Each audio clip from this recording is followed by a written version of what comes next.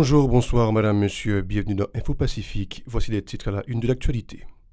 L'Organisation des États américains, OEA, recommande au président de la République de nommer rapidement un nouveau premier ministre et un cabinet ministériel ayant la confiance du peuple. L'OEA exige aussi la présence de nouveaux membres au Conseil électoral provisoire dans la perspective d'élections démocratiques au pays avant la fin de l'année, tout en réclamant des mesures urgentes pour lutter contre la violence des bandes armées. Entre-temps, l'actuel Conseil électoral provisoire incriminé par l'OEA a publié le 28 juin un nouveau calendrier fixant au 26 septembre prochain le premier tour des élections présidentielles législatives ainsi que la tenue du référendum constitutionnel. Les inscriptions des partis politiques débutent le 6 juillet. Des citoyens de la région métropolitaine de Port-au-Prince dénoncent le nouveau calendrier des élections combinées du CEP. Pour eux, la crise globale ne s'y prête pas. L'ex-député de la 50e législature, Vickerson Garnier, rejette le calendrier du CEP. L'ex-élu Lavalas dit douter de la volonté de l'équipe au pouvoir de réaliser de bonnes élections en Haïti. À l'initiative de la structure Nous Conscients, des dizaines de citoyens ont pris part le 29 juin à un sit-in devant les locaux du ministère de la Justice à l'avenue Charles Sommer, à Port-au-Prince, pour dénoncer l'ordonnance du juge Ramonsi Taximé sur le dossier Petro-Caribé.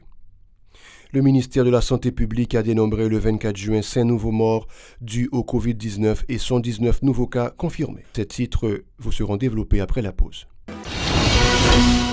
Comme annoncé en titre, l'Organisation des États américains, OEA, recommande au président de la République de nommer rapidement un nouveau premier ministre et un cabinet ministériel ayant la confiance du peuple. En ce sens, l'OEA appelle tous les acteurs à redoubler d'efforts, indiquant que le nouveau premier ministre et le cabinet doivent être mis en place à la mi-juillet au plus tard. L'OEA exige aussi la présence de nouveaux membres au Conseil électoral provisoire dans la perspective d'élections démocratiques au pays avant la fin de l'année. Le nouveau CEP doit inspirer confiance au peuple et se chargera de l'élaboration d'un calendrier définitif pour des scrutins présidentiels, législatifs et locaux. Il devra également accélérer le processus d'inscription des électeurs et prendre d'autres mesures nécessaires à la tenue de ces compétitions électorales. Par ailleurs, l'organisation hémisphérique réclame des mesures urgentes pour lutter contre la violence des bandes armées qui menacent non seulement la sécurité du pays, mais aussi sa croissance économique. De tels agissements compromettent tous les efforts en vue de l'établissement d'un état de droit en Haïti, a souligné l'OEA, dont les émissaires avaient récemment séjourné au pays pour s'enquérir de la situation. L'organisation enjoint à tous ceux qui exercent une influence sur les activités des gangs de mettre un terme à l'escalade de la violence, ajoutant que les auteurs doivent répondre de leurs actes. Elle souligne en outre que l'impunité, la présence d'un état de non-droit, de la multiplication des actes de violence ont contraint des résidents à fuir certains endroits de la capitale. L'OEA a aussi mis en relief les conséquences désastreuses du Covid-19, l'insécurité alimentaire chronique qui sont venues aggraver davantage la crise humanitaire. Une situation on ne peut plus préoccupante selon les émissaires de l'OEA dans leur rapport au secrétaire général de l'organisation hémisphérique. Entre-temps, l'actuel Conseil électoral provisoire incriminé par l'OEA a publié le 28 juin un nouveau calendrier fixant au 26 septembre prochain le premier tour des élections présidentielles, législatives et référendaires. Le CEP prévoit de publier les résultats définitifs du premier de ces scrutins le 18 octobre, alors que le deuxième tour est prévu le 21 novembre. L'institution électorale entend publier les résultats définitifs du deuxième tour de la présidentielle et des législatives le 7 décembre. Les inscriptions des partis et regroupements politiques débuteront le 6 juillet pour se refermer le 20 juillet, soit une période de 15 jours dans le cadre du calendrier des élections combinées de 2021 programmé par le CEP. En réaction, des citoyens de la région métropolitaine de Port-au-Prince dénoncent le nouveau calendrier des élections combinées du CEP. Pour eux, la crise globale ne s'y prête pas. Ils invitent le président de la République, Jovenel Moïse, à ne pas adopter le document et à ne pas le promulguer dans le journal officiel Le Moniteur. Ces résidents souhaitent que l'accent soit plutôt mis sur la lutte contre le Covid-19 et la violence effrénée qui les assomme au jour le jour. Écoutons leurs déclarations recueillies par Gérard Hirsch-Rézil et Wilkins Moïse. Le calendrier est sorti, les gens battent l'argent, ils ont crasé. Oui, on fait affaire, mais nous-mêmes, les Haïtiens, nous clairs, nous connaissons, nous bâtissons sous, nous connaissons tout ça à faire. Ça, c'est jouet. Et puis, il y a sauver, oui. Blanc, mettons au plan. Il dit, il y a sorti calendrier pour faire la canévé. Je dis, le calendrier Jovenel mettre dehors. Il va faire nous ni chaud, ni fouette.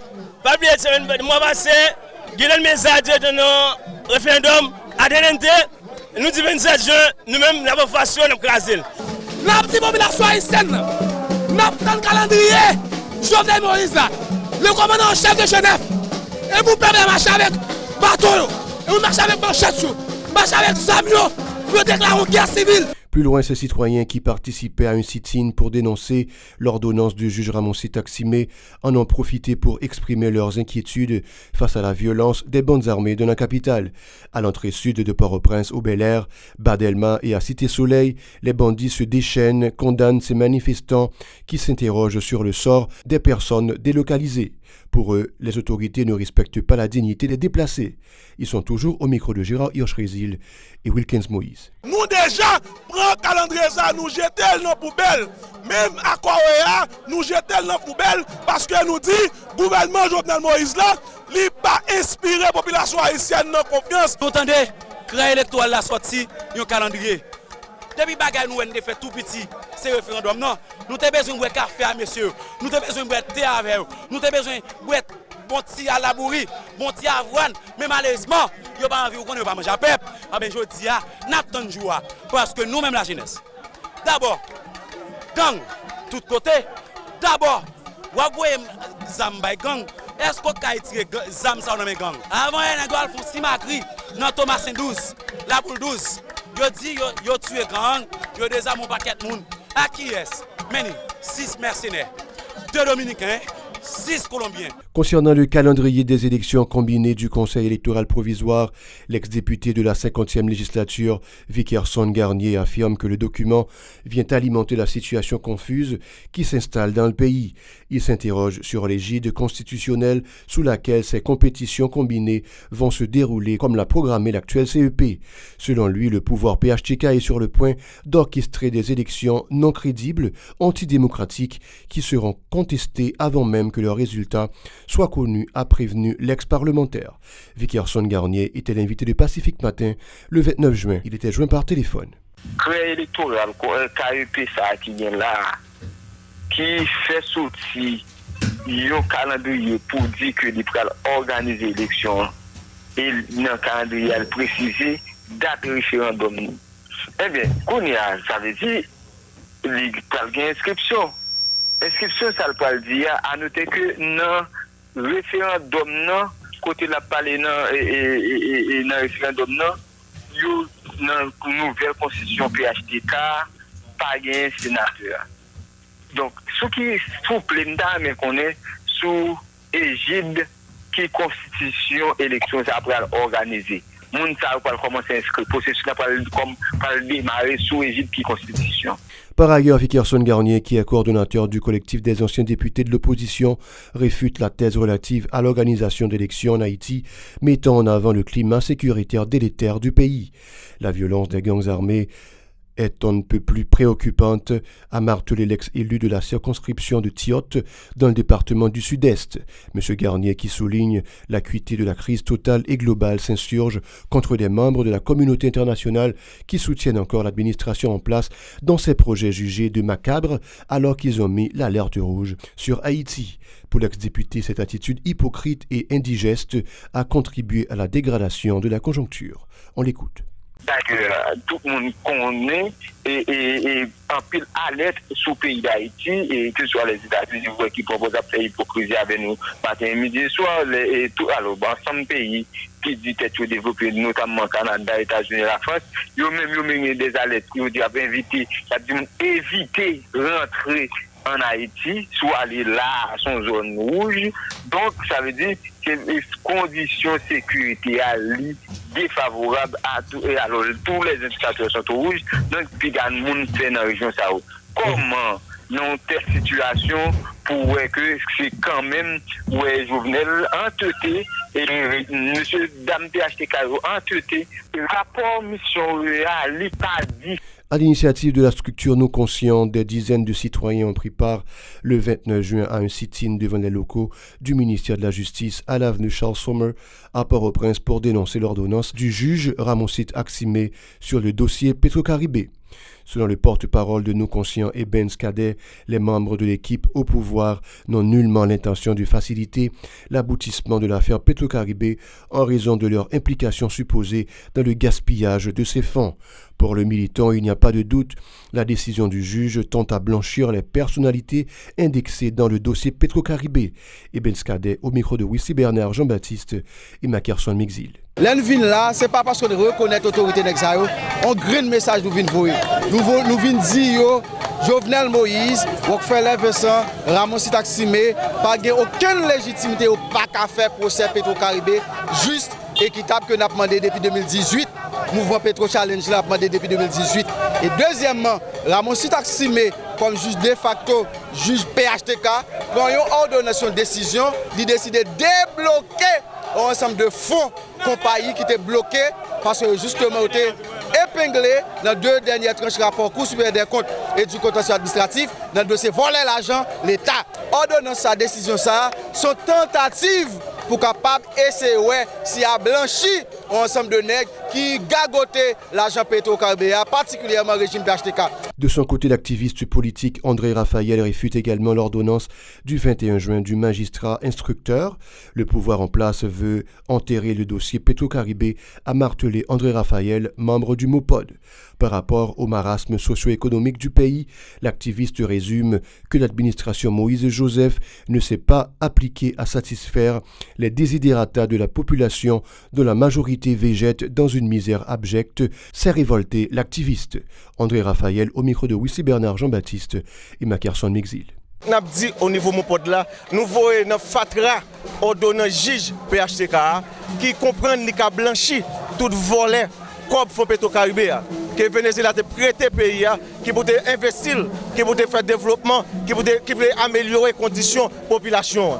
Et nous-mêmes, nous ne pas dire quoi tout régime ça t'a pral bail justice avec volet. Et ça qu'on a mon pod, nous te quoi, c'est nos pouvoirs de transition qui pral faire procès Petro-Caribé, qui pral doter pays de l'État qui a posé problèmes économiques, problèmes sociaux, problèmes de dégradation de l'environnement, problèmes d'éducation.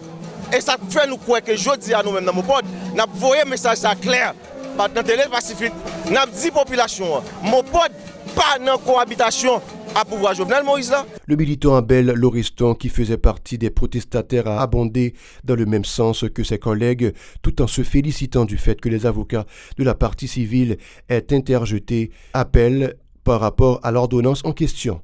Pour lui, la lumière jaillira finalement sur le dossier Petro-Caribé et les dilapidateurs seront punis conformément à la loi, espère l'activiste. Ses propos.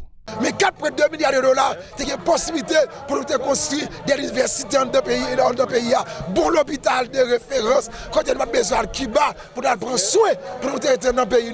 Pas de marché, pas de l'école, pas de dispensaire, pas de rien même. L'argent ça on est écrasé. Laurent Lamotte dit faire 25 stades, contre 25 stades du haut. Je dis, on a dénoncé ça. Laurent Lamotte n'a pas ville blanchi. On a dénoncé après ça DVCB pour la présenter à la présidence. On a dénoncé ça, nous disons ça, pas passer. Et c'est ça fait que groupe avocat qui est en deux dossiers, nous-mêmes qui sommes partie civile en deux dossiers, et bien nous venons devant le ministère de la Justice pour nous dire que ça pas passer. Le ministère de la Santé publique a dénombré le 24 juin 5 nouveaux morts dus au Covid-19 et 119 nouveaux cas confirmés. Le bilan total tourne autour de 420 décès, 18 460 cas confirmés, 2 991 hospitalisations et 12 844 traités selon un rapport daté du 25 juin. Ici prend fin Madame, Monsieur Info Pacifique. Merci de l'avoir suivi. Je vous invite à rester en compagnie de la programmation.